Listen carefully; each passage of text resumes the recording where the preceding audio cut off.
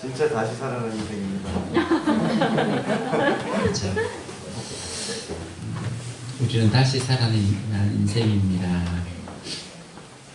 부활은, 부활절은 실제로 우리가 다시 살아난 인생임을 서로 고백하고 높이는 시간이에요.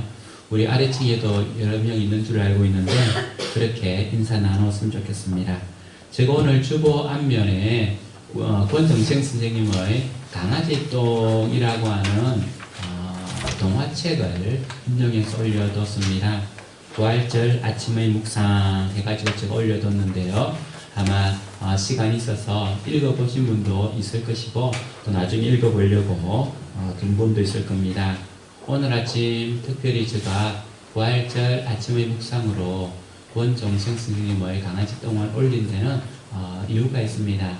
이것이 우리의 부활의 삶과 굉장히 이어져 있다라고 하는 마음을 가졌습니다. 묵상에 보면 이런 이야기죠. 도린에 흰 개가, 하얀 개가, 흰둥이가 골목길 담장에 똥을 넣었어요. 강아지 똥이겠죠. 그렇게 했더니만 날아가던 새들이 아이 더러워 똥이잖아 라고 지나갑니다. 그때 강아지 똥은 그만 응앙하고 울음을 터뜨려요. 물론 의인어한 겁니다. 강아지 똥이 자기를 보고 더럽다고 하니까 응앙하고 울음을 터뜨리죠. 시간이 지나면서 강아지 똥이 곰곰하게 생각합니다. 나는 더러운 똥인데 그럼에도 불구하고 내가 어떻게 살아야 될까? 어떻게 하면 내가 착하게 살 수 있을까? 라고 그렇게 고민을 해요. 그러던 중에 엊그제 내린 봄비와 같은 비가 내렸습니다. 강아지 똥 앞에 노란 파릇파릇한 민들레 풀이 돋아나는 거죠. 강아지 똥이 처음으로 보는 풀잎입니다. 그래서 넌 뭐야? 라고 물으니까 나는 예쁜 꽃을 피우는 민들레야. 어떻게 너는 그렇게 나중에 예쁜 꽃을 피울 수 있어? 물으니까 민들레가 하는 말이 하나님께서 나에게 비를 주시고 햇빛을 주시면 나는 예쁜 꽃을 피울 수 있어.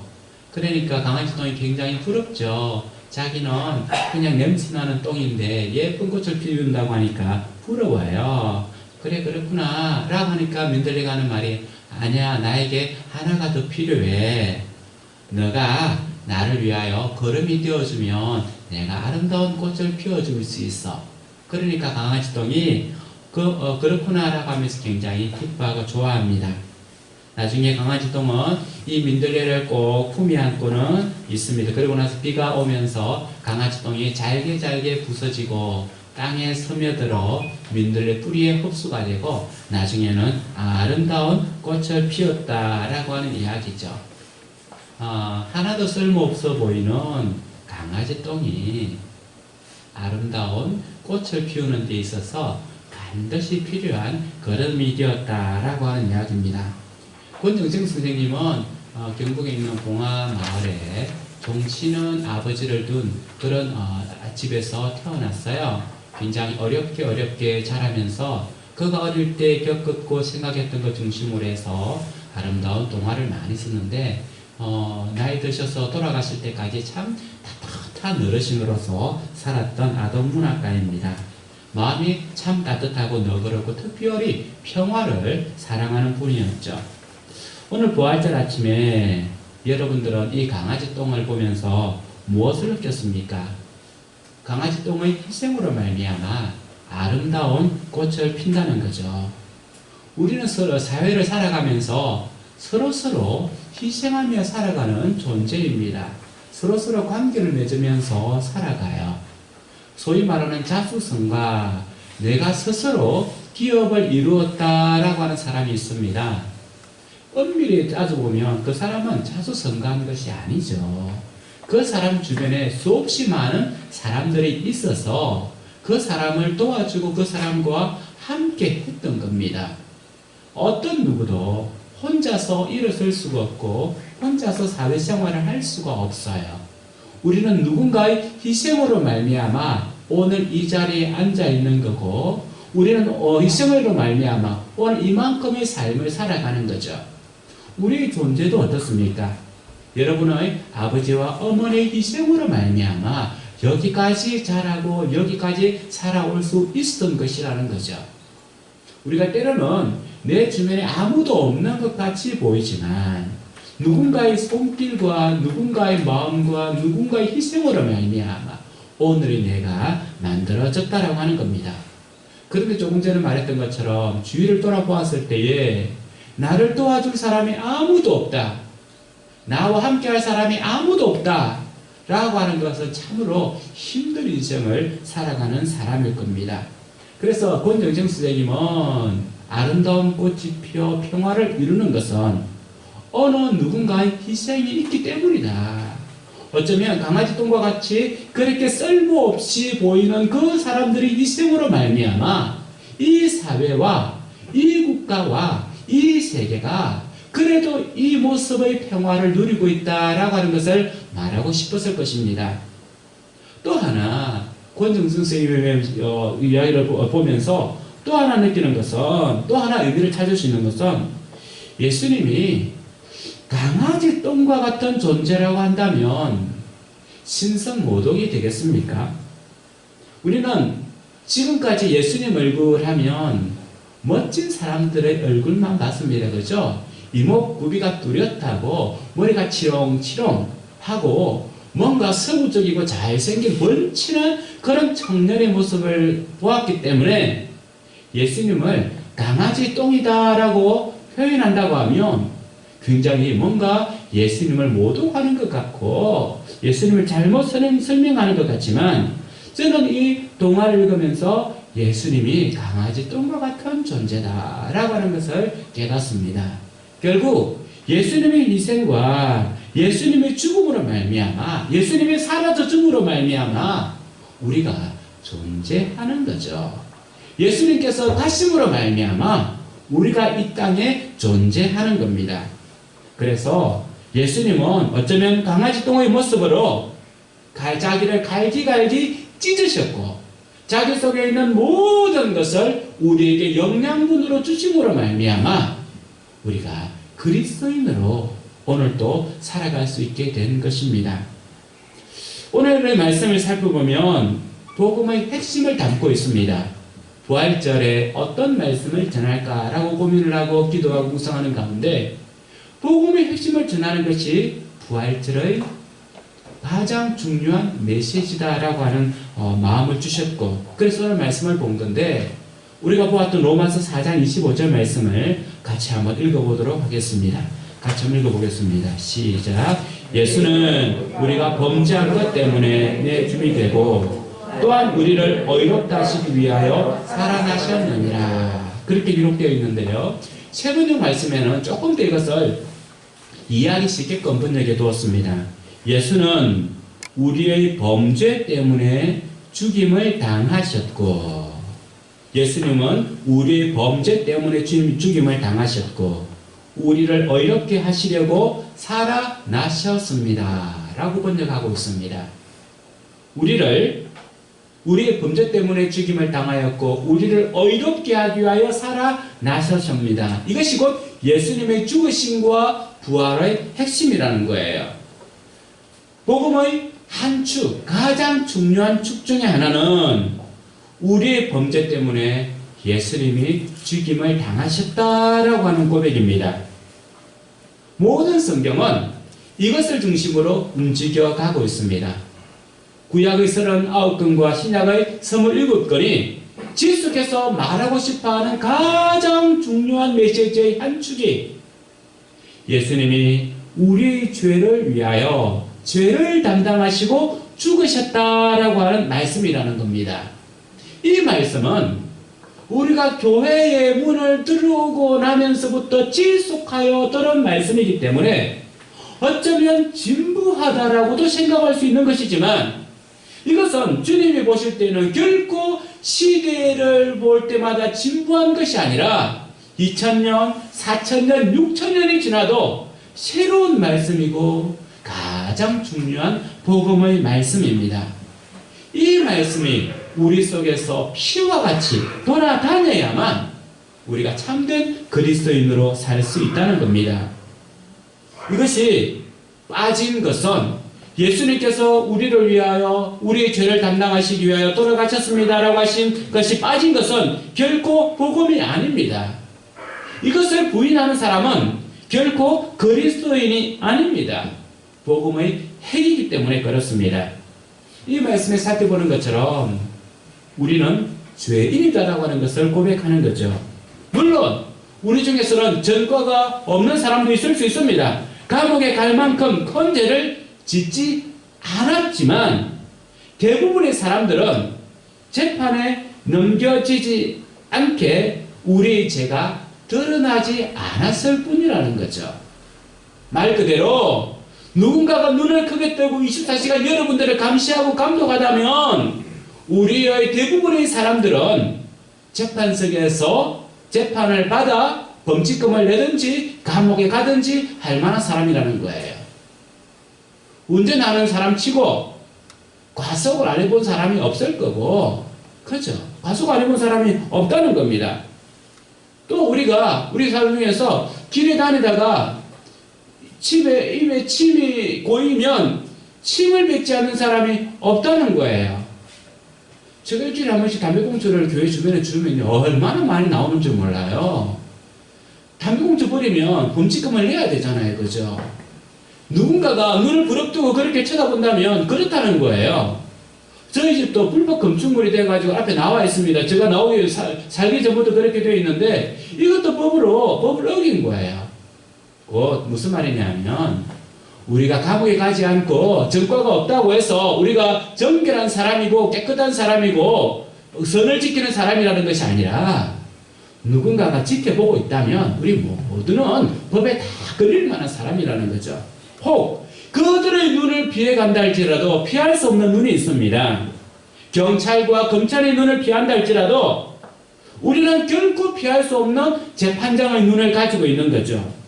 우리의 마음을 살피시는 분, 우리의 중심을 살피시는 분이 있는데 그분 앞에서는 우리가 가지고 있는 모든 죄가 다 드러납니다. 누구도 피할 수 없는 죄를 다 가지고 있다는 거죠. 그래서 우리는 스스로 고백할 수밖에 없는 것은 나는 죄인입니다 라고 하는 고백입니다. 그래서 이것에 대한 두 번째 고백은 예수님께서 죄값을 치르셨습니다. 예수님이 이미 우리의 모든 죄값을 치르셨다는 겁니다. 예수님께서 형벌을 받으심으로 말미암아 예수님께서 십자가에 못 박히시고 허리에 창이 찔려 물과 피를 다 쏟으시고 돌아가심으로 말미암아 우리의 죄값을 치렀다는 거예요. 예수님의 죽으심이 우리가 하나님 앞에서 드러나는 그 죄에 대한 죄값을 치르신 모습이라는 겁니다. 예수님께서 죽으심은 자신의 죄 때문이 아니라 이렇게 사람들의 눈에 띄지 않은 죄악들과 하나님을 속일 수 있다라고 생각하는 그 교만의 죄 가운데 일어난 모든 죄들로 말미암아 우리 예수님께서는 돌아가신 겁니다. 예수님께서는 우리 죄 때문에 죽임을 당하셨고 예수님이 우리의 죄값을 모두 치르셨습니다. 세 번째 진리의 말씀은 이것이 바로 이 길이 바로 유일한 구원의 길이라고 하는 거죠. 사도행전 4장 12절에 보면 다른 이로서는 구원을 받을 수 없나니 천하 사람 중에 구원을 받을 만한 다른 이름을 우리에게 주신 일이 없습니다 라고 고백하고 있습니다. 예수 그리스도 그 이름만이 우리를 구원할 수 있는 유일한 길이라고 하는 말씀입니다. 이것이 우리가 알고 있는 복음의 중요한 한 축입니다. 또 다른 축은 우리를 의롭게 하시려고 주님께서 부활하신 사건입니다.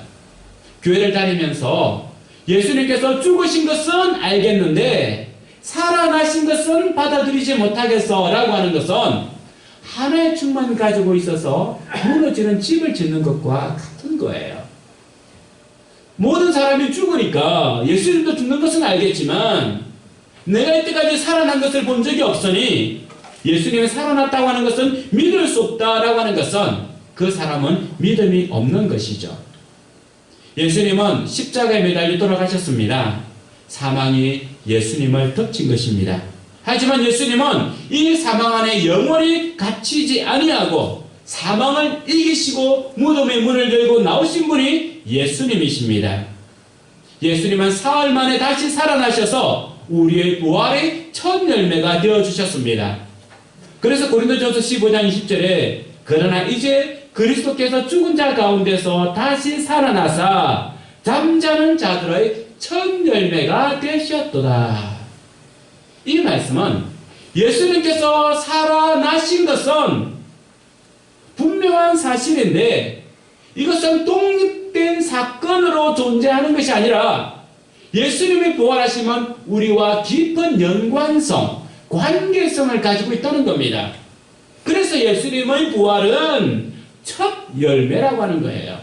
여기서 첫 열매라고 하는 것은 이스라엘의 중요한 절기 중에 하나인데 우리가 알고 있는 것처럼 예수님은 유월절 날에 돌아가셨습니다. 유월절 날 이스라엘 백성들이 하는 행사 중에 중요한 행사가 뭐냐 하면 자기 논밭에 있는 곡식을 다 익은 곡식을 묶는 거예요. 익은 곡식을 묶습니다. 그러면 익은 곡식을 유월절 날 묶고 두었다가 안식 후 첫날 오늘이 되겠죠. 오늘 새벽에 이 묶어두었던 첫 이삭을 첫 수확물을 잘라서는 어디로 가져가냐 하면 성전에 가져갑니다. 그러면 성전에 있던 제사장이 이 수확물을 받아서는 하나님의 성소를 향하여서 막 흔드는 거예요. 막 흔들면 옆에 있는 사람들이 박수를 치며 갈채하며 환호를 막 하나님께 올려드리는 행위인 거죠. 그리고 나서 이 제사장이 이 성소를 향하여 흔들던 이 결실물을 다시금 빻아가지고는 이것을 소재로 하나님께 올려드립니다. 그리고 나서 그 다음 날부터 시장에서 곡식이 팔리기 시작하고 그 다음 날부터 사람들이 그때부터 본격적인 추수의 시간으로 들어가는 거예요. 그래서 하나님 앞에 드려지는 이 열매, 이 날을 뭐라고 하냐면 초실절이라고 하고 이 열매가 첫 열매입니다. 이때의 의미는 하나님 앞에 드린 첫 열매는 우리 모든 것을 대표합니다. 내가 가진 모든 수확물은 주님께로부터 온 것이므로 주님께 모든 것을 올려드립니다 라고 하는 의미로 첫 열매를 하나님 앞에 올려드리는 겁니다. 그래서 첫 열매를 올려드렸다는 말은 그 다음 날부터 수확이 가능하고 사람들이 이제는 농사 지은 결실물을 얻을 수 있다는 의미라는 거죠. 그래서 첫 열매 다음에는 반드시 그 다음의 열매가 나오는데 그 다음의 열매가 우리라는 겁니다. 예수님께서 첫 열매로 살아나셨으므로 그 다음 예수님을 믿는 예수님이 죽으심을 믿는 우리도 반드시 다시 살아날 것이다 라고 하는 것을 첫 열매라고 하는 이름 속에 심어놓고 있습니다. 사랑하는 성도 여러분, 우리는 다시 살아날 존재입니다. 아니, 다시 살아나는 인생을 살아가고 있는 존재입니다. 그래서 우리의 삶은 이제는 더 이상 죄인의 삶이 아니에요. 이제는 의인의 삶을 살아가고 있습니다. 예수님께서 죽으시고 부활하신 목적은 우리를 의인으로 살게 하기 위함이다 라고 말씀하고 있습니다. 의인으로 살게 하기 위함이다. 여러분은 죄인입니까? 의인입니까? 라고 질문을 할 때 굉장히 우리는 답하기가 어려워요. 여러분은 죄인입니까? 의인입니까? 여러분은 어둠의 자식입니까? 빛의 자녀입니까? 우리는 당연하게 빛의 자녀입니다. 그러므로 우리는 의인입니다. 이것은 우리 스스로가 얻은 것이 아니라 예수 그리스도의 부활로 말미암아 주님께서 우리에게 주신 것입니다. 그런데 우리는 세상을 살아가면서 죄인처럼, 힘이 없는 죄인처럼, 어둠의 자녀처럼 살아갈 때가 많이 있습니다. 우리는 빛의 자녀로서 당당하게, 의인으로서 당당하게 살아가야 됩니다. 못해요. 저는 죄인이라서 못해요. 저는 약해서 못해요가 아니라 의의 자녀로서 당당하게 하나님께서 주시는 능력 안에서 당당하게 움츠리지 아니하고 살아가야 되는 겁니다. 우리는 이제 성령님의 도우심으로 우리는 모든 것을 이길 수 있습니다. 내가 가진 능력으로 살아가는 것이 아니라 우리는 하나님의 능력으로 살아가는 의인이라는 거예요. 내가 할 수 있는 일은 한정적이죠. 내가 할 수 있는 일은 조금밖에 아닙니다. 하지만 예수님께서 우리를 위하여 부활하여 주심으로 말미암아 가지는 오히려 삶은 내가 할 수 있는 능력의 삶이 아니라 하나님이 할 수 있는 능력의 삶을 살아간다는 거예요. 그래서 예수님께서는 뭐라고 이야기하고 있습니까? 너희들이 내가 하는 것만 할 것이 아니라 내보다 더 큰 일을 할 것이다 라고 하는 것이 예수님의 말씀이에요. 의인으로 살아가는 우리는 우리의 한계를 뛰어넘어 하나님의 능력 가운데 살아가는 그리스도인들입니다. 이 모든 것은 믿음으로 가능해지는 거죠. 우리가 의롭다 하는 것은 믿음으로 가능해지는 겁니다. 로마서 5장 1절 말씀을 같이 한번 읽어보겠습니다. 5장 1절입니다. 시작. 그러므로 우리가 믿음으로 의롭다 하심을 받았으니 우리 주 예수 그리스도로 말미암아 하나님과 화평을 누리자. 우리가 믿음으로 의롭다, 믿음으로 이것을 받아들였다는 겁니다. 이 모든 것이 가능케 한 것은 믿음입니다. 히브리서 11장 1절에서부터 3절에 보면 믿음은 바라는 것들의 확신입니다. 보이지 않는 것들의 증거입니다. 선조들은 이 믿음으로 살았기 때문에 훌륭한 사람으로 정언되었습니다. 믿음으로 우리는 세상이 하나님의 말씀으로 지어졌다는 것을 깨닫습니다. 믿음으로 세상에 하나님의 작품임을 깨닫게 되고 믿음으로 살아가는 사람을 향하여서 성경에서는 훌륭한 사람이다. 세상이 감당치 못하는 사람이다. 믿음으로 사는 사람이 하나님의 영역의 일을 하기 때문에 그렇다는 거예요. 우리의 한계를 뛰어넘는 것은 믿음으로 가능해지는 겁니다. 이 믿음은 하나님의 선물이죠. 그래서 에베소서 2장 8절에 너희는 그 은혜에 의하여 믿음으로 말미암아 구원을 받았으니 이는 너희에게서 난 것이요 아니요 하나님의 선물이다 라고 말씀하고 있습니다. 선물은 그저 우리에게 주시는 거죠. 우리가 감사함으로 받으면 됩니다. 내가 어떤 대가를 지불할 필요가 없습니다. 선물은 감사함으로 받아들이기만 하면 되는 겁니다. 예수님이 우리를 위해 돌아가셨고 우리를 의인 삼기 위하여 다시 살아났다고 하는 이 사실을 아멘으로 받아들이면 이것이 우리의 구원이 되고 우리의 능력이 되고 우리의 신분을 변화시키는 것이 된다는 겁니다. 그런데 이 믿음은 거저 받는 것이지만 믿음을 가진 사람의 품위를 지키는 것은 우리 자신이 해야 되는 겁니다. 선물을 줄 때에 선물을 주는 이유가 있습니다. 결혼 기념일 날에 선물을 줄 때에 선물을 주는 이유가 있죠. 1년 동안도 나를 좀 잘 봐둬 라고 하는 의미로 우리는 결혼 선물을 주지 않습니까? 그죠? 그리고 생일 선물을 줄 때도 그렇습니다. 나를 생일 선물 줄 때도 건강하게 잘 자라달라고 하는 마음으로 생일 선물을 주는 거죠. 그러면 그냥 결혼 기념일 선물을 받았으면 1년 동안 좀 남편을 좀 더 많이 용서해주고 더 많이 잘 봐줘야죠. 그죠? 그것이 바로 목적이라는 거예요. 우리가 믿음으로 선물을 받을 때도 그 이유가 있습니다. 죄인이 의인 되는 것은 선물이지만 의인의 삶을 살아가는 것은 우리가 수고해야 되는 영역입니다. 왕자가 되는 것은 자기에 의해서 되는 것이 아니라 선물이지만 왕자의 위엄과 품위를 지키는 것은 왕자의 몫이라고 하는 거죠. 하나님께서 우리를 하나님의 자녀로 양자 삼으셨다고 한다면 하나님의 자녀로서 품위를 지키고 위엄을 지키는 것은 그리스도인들이 해야 되는 우리의 몫이라는 겁니다. 그것이 무엇입니까? 그리스도로 말미암아 하나님과 더불어 평화를 누리는 것. 평화를 누리는 것이 하나님의 자녀로서 가져야 되는 품이라는 거예요. 화평케 하는 자는 복이 있나니 제가 하나님의 아들이라 일컬음을 받을 것이며 화평케 하는 자예요. 우리가 구원받은 백성들이 해야 될 중요한 일은 화평케 하는 겁니다. 믿음은 추상적인 것이지만 믿음의 삶은 현실적인 것이고 눈에 드러나는 것입니다. 믿음이 있다고 하면 그의 삶에서 평화의 열매가 만들어지는 겁니다. 그가 참 믿음을 가졌느냐 아니냐는 것은 하나님과 더불어 어떤 평화를 가지느냐 하는 것에 달려있다는 거죠. 하나님과 지속해서 싸움을 하고 하나님과 반역한다면 하나님의 뜻에 반역하여 살아간다면 그것은 하나님의 자녀로서 하나님과 평화하는 것이 아닙니다. 우리를 하나님께서 평화로 이끄신 이유는 하나님께서 자신과 우리가 평화 가운데 살아가기를 원하는 거죠. 또한 우리는 이 평화는 단순히 하나님과의 관계에서만 일어나는 것이 아니라 우리의 삶에서 이것이 평화로 드러나야 되는 겁니다. 실제적으로 하나님께서 가지시는 궁극적 평화는 하늘나라에서는 다 이루어졌어요.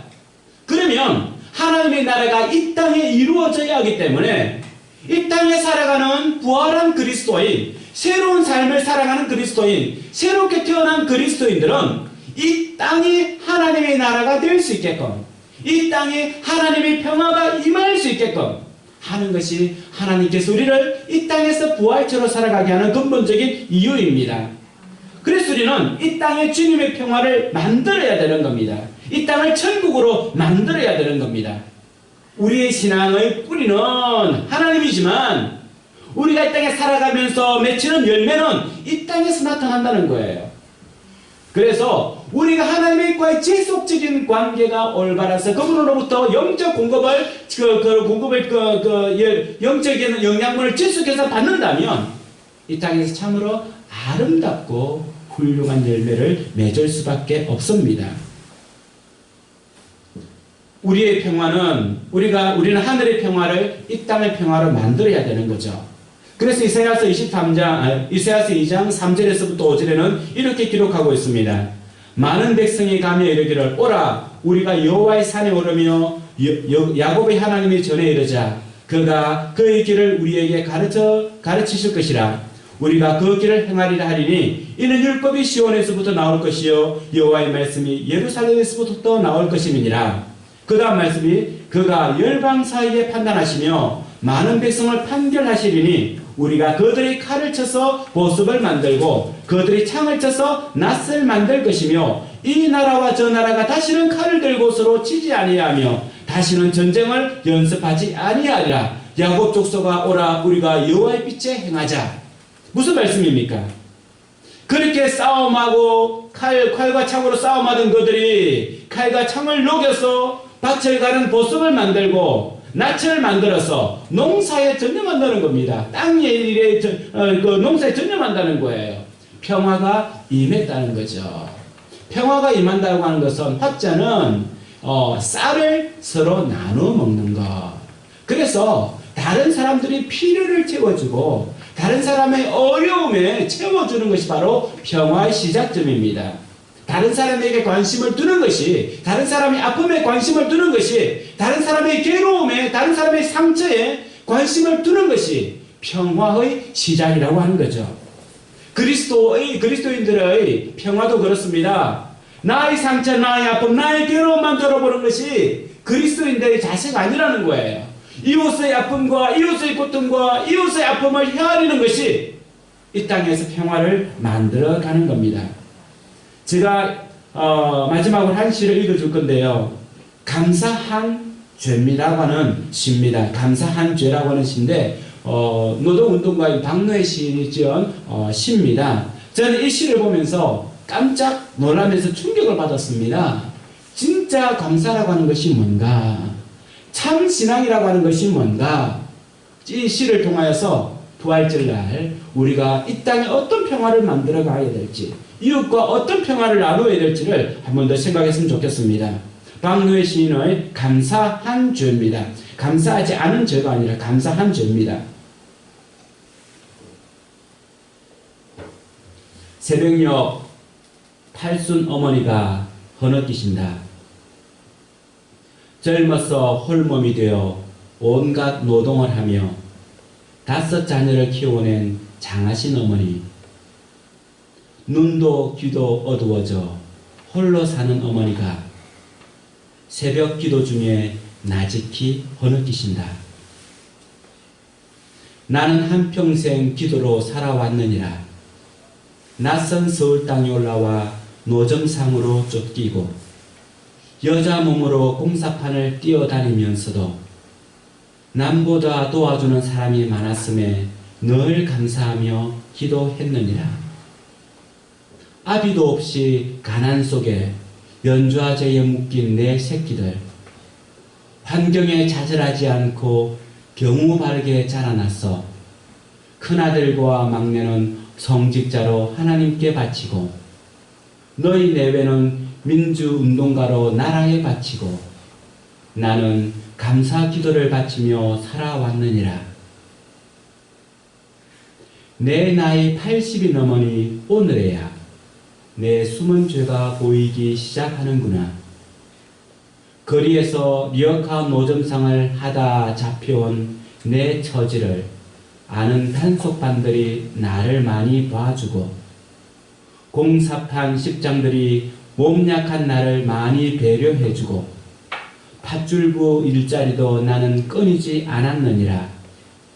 나는 어리석게도 그것에 감사만 하면서 긴 세월을 다 보내고 말았구나. 다른 사람들이 단속반에 끌려가 벌금을 물고 일거리를 못 얻어 힘없이 돌았을 때도 민주화 운동하던 다른 어머니 아들 딸들은 정권 교체가 됐어도 살아 돌아오지 못했어도 사형을 받고도 몸성이 살아서 돌아온 불쌍하고 장한 내 새끼 하면서 나는 바보처럼 감사기도만 바치고 살아왔구나. 나는 감사한 죄를 짓고 살아왔구나. 새벽녘 할순 어머니가 흐느끼신다. 묵주를 손에 쥐고 흐느끼신다. 감사한 죄, 감사한 죄, 감사한 죄.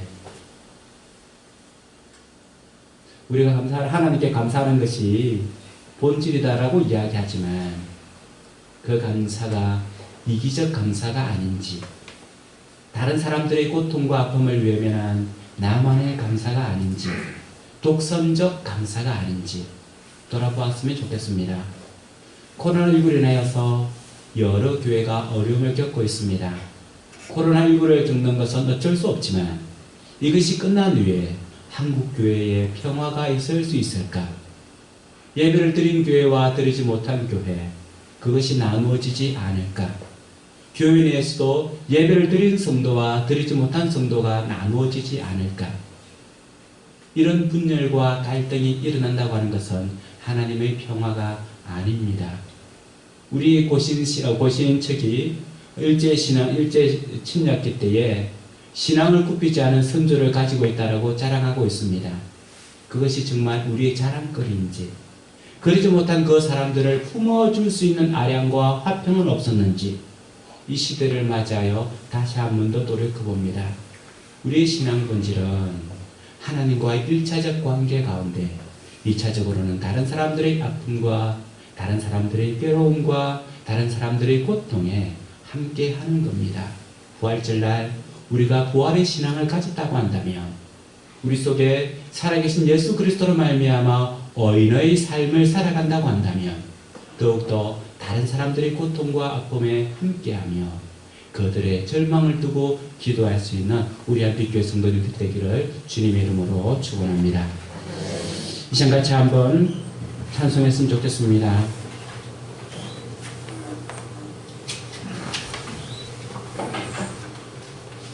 주님의 부활이 나의 부활이 되며 주님의 삶이 나의 삶이 되어 주님께서 다 하지 못한 이 땅의 삶을 저희를 통하여 온전히 일어나기를 소원하면서 우리 주님의 부활을 찬양하며 나가도록 하겠습니다.